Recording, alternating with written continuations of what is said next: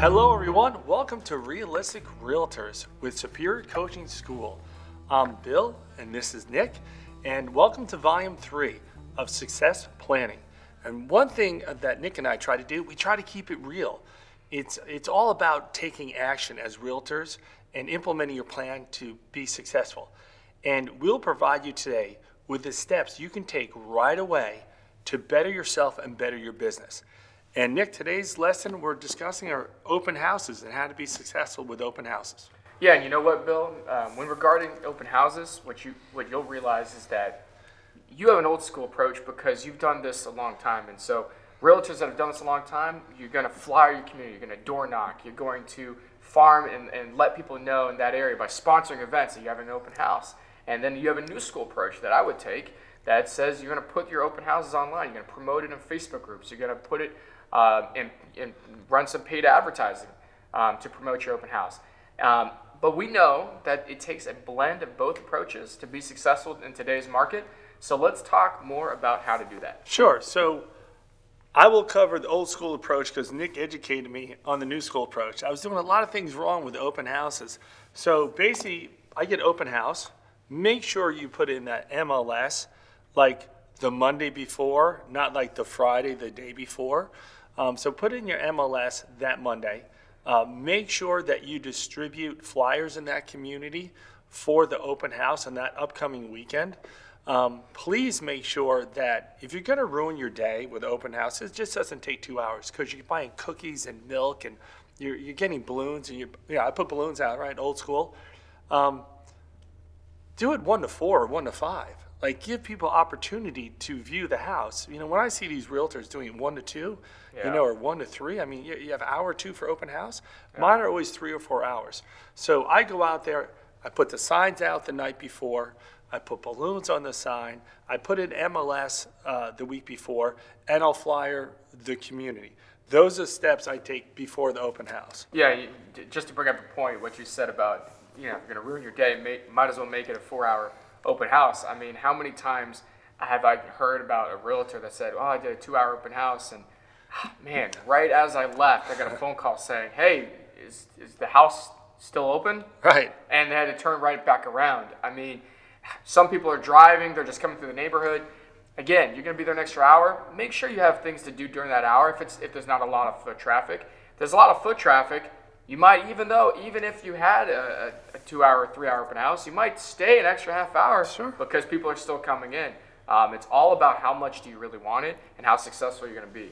And how would you prepare it to a different level? Because I left a lot of stuff out with that new school approach we should implement. What would you do after I hung the signs and the balloons and put in MLS? Well, there's a couple of things that you'll want to do. First of all, as you mentioned, putting into the MLS will syndicate the open house to all these third-party vendors, right? Like Zillow and Realtor.com, things of that nature. But it's not always accurate, so be careful of that. Make sure you check and see that they are showing the correct times and location, because sometimes It does not. And B, what you want to do, what it's not doing, is it's not promoting your open house to people in your market.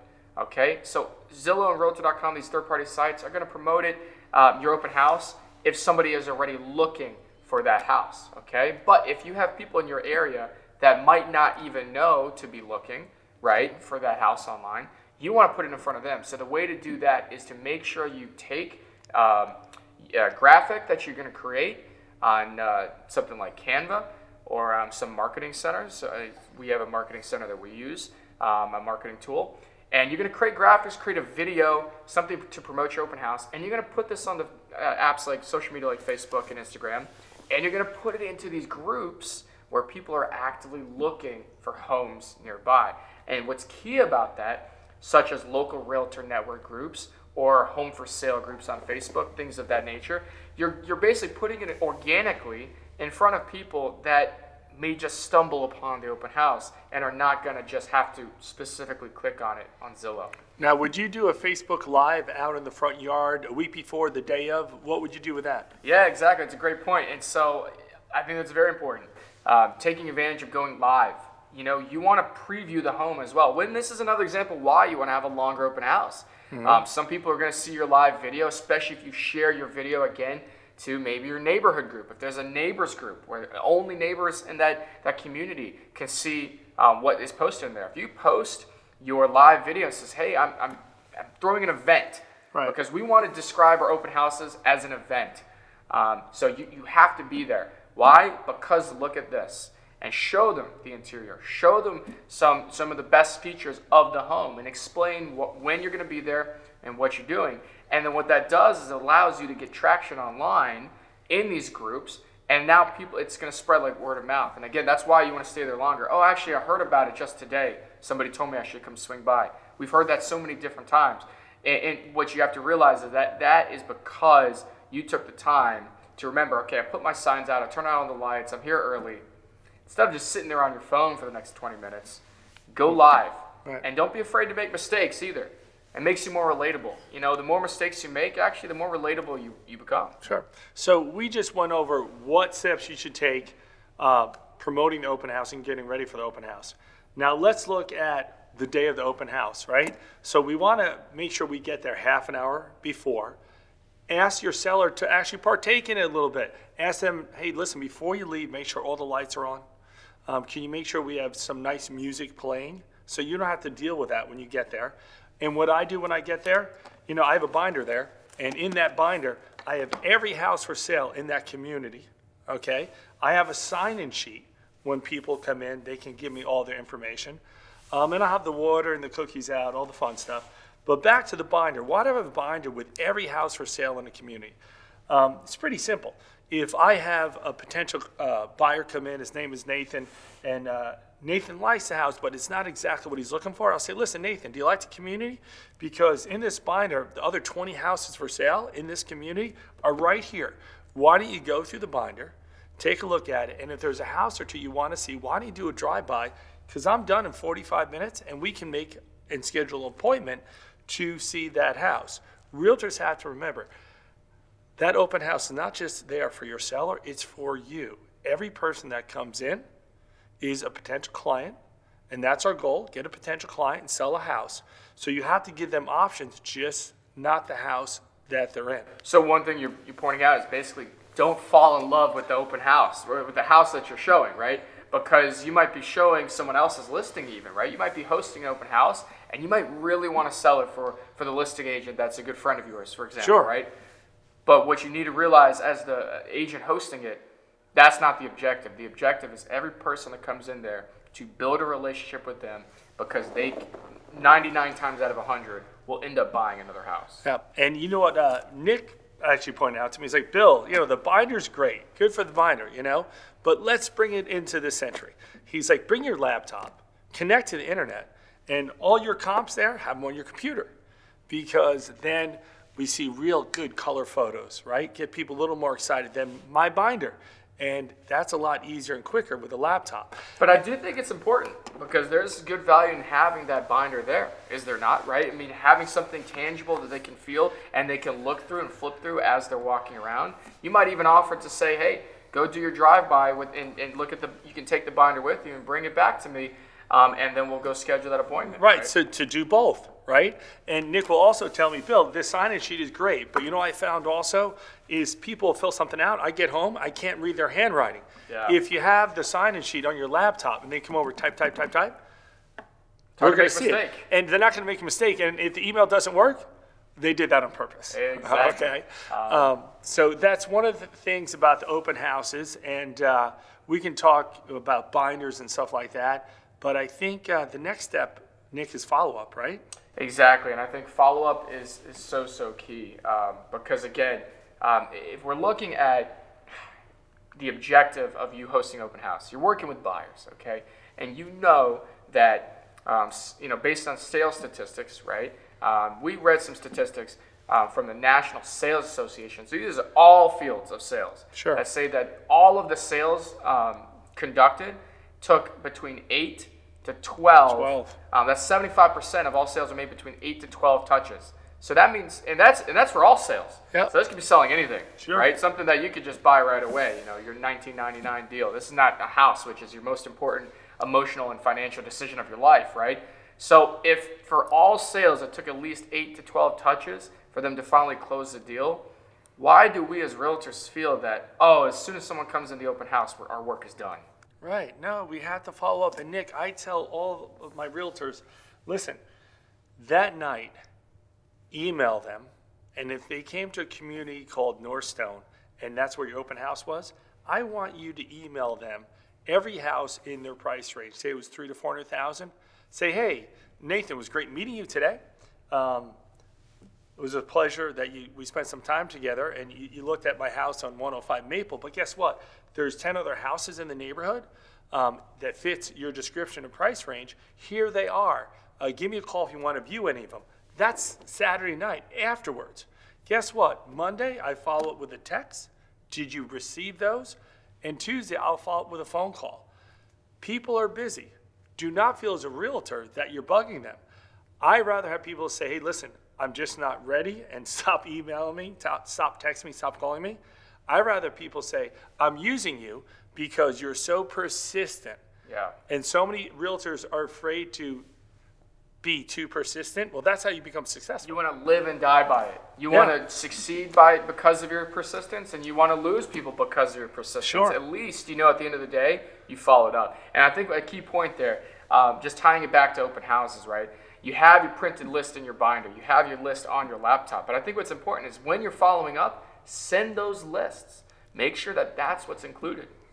Hey, Nathan, thanks for coming into open house. We appreciate it. You drove by. You didn't have enough time to schedule a showing. That's fine. But here's a link to all the homes that you could see in the area, and that let's schedule another time that works for you. What days work for you? Give them two options. Does Monday or Tuesday work? Right? Give them a couple options. Both of those work for me. What about you? Because we can see those homes that you didn't have time for today. That's some of the follow-up that you want to get into. And I think what's important is you want to be an expert in your neighborhood as well, right? You really want to know. You want to be prepared. What are the amenities? What are the HOA fees, right? That's a great point. What Nick just said, be an expert in that community. Because when someone comes in and you're holding open house for $400,000 to $500,000 price range, you better know all the other houses for sale, okay, in that neighborhood, review them. And guess what? Neighbors are going to come in and they're going to say, hey, our neighbor went on our contract 2 days ago. Well, you better be aware of what that is, because the neighbor comes in, they're going to want to know that you're an expert. They're going to want to feel reassured that you know the information about the neighborhood, because these neighbors are more well-informed than ever before because of HGTV, because of Zillow and everything. They can pull those comps. Yeah. And you don't want to be questioned by a neighbor. You want to not know the answer. Yeah, of course. It's not a good feeling to have, and it's something that you can prepare for in advance. And again, a lot of this comes to preparation. So let's review, right? Preparing for the open house means not only turning on the lights and everything as far as physically preparing for the open house, but it means being prepared with your comps, with everything that's sold recently in the area, having everything printed in a binder, but also pulling it online, having your sign-in sheet on your laptop or an iPad, right? Yep. Having everything prepared mentally to know that I'm here to get at least one solid buyer. Like, what's the example you always gave that, hey, if I did an open house every weekend, and I continued to do it every weekend, and I did it every week of the year, 52 times a year, how many buyers would you get from that? I always said every 5 houses I do, I will sell a house. I will pick up a client with every 5. And I said, if my average commission is going to be $10,000, 5 Saturdays, is worth my time. I'm not worth. So each Saturday that you're doing open house is worth $2,000 to you. $2,000 to me. And the last thing I wanted to point out, which is really crucial here, guys, when you're doing that open house and that buyer walks in, you have to connect with that buyer. And it's not about the house. I always make a joke. Hey, guys, welcome to 105 Maples, 3,500 square feet, 5 bedrooms. Listen, it's not HGTV. Go around the house, look at it, talk about me behind my back. I'm not going to make fun of me, have some fun. I'm not going to take you through every room. People want their own privacy. They don't need us to walk through every room and be descriptive. They feel like we're hovering. So don't do that, but then form some kind of connection. Find out where they grew up, find out where they went to high school, where they went to college, what they're into. You will, after a while, have some kind of connection, and you'd be surprised. You actually might know some of the same people. And if you know some of the same people, you make that connection, even if they know some other realtor. Because, we always get that question, hey, have you worked with a realtor? Are you working with a realtor when they come into an open house? And they'll say, yeah, we're kind of working with somebody. 9 times out of 10, that just means they've met someone, somebody gave them a call, they've talked to another And they don't realtor. want to commit to us. Exactly. Nobody wants to commit, but they're not committed already. So you just say, okay, no problem. You continue to build that relationship, and by continuing to be persistent, Build trust, win them over. win them over, build trust, be persistent. That's how you win that business. So, so we have somebody who's done more open houses than I think anybody. She built her business on it. She did, and she's our interview this week. So, tell us a little bit about Kat Webb. Yeah, so Kat Webb, she will go and do probably, I would say, 40 to 50 open houses a year, okay? She's not out there spending thousands of dollars on any kind of lead generation. And Kat Webb will go do, sell 30 to 40 houses a year just by the connection she makes with doing the open houses. She's stellar at it. She's great at it. And I think what she'll tell you is that she just tries to meet people, connect with them, like you said, and she just tries to make relationships there. And stays in contact. That's the big thing, stays in Constant contact. So listen, guys, great valid points that we discussed to help you be successful with your open houses. And Kat Webb now is going to come join us, so please enjoy her video. And we will see you next week, our next lesson.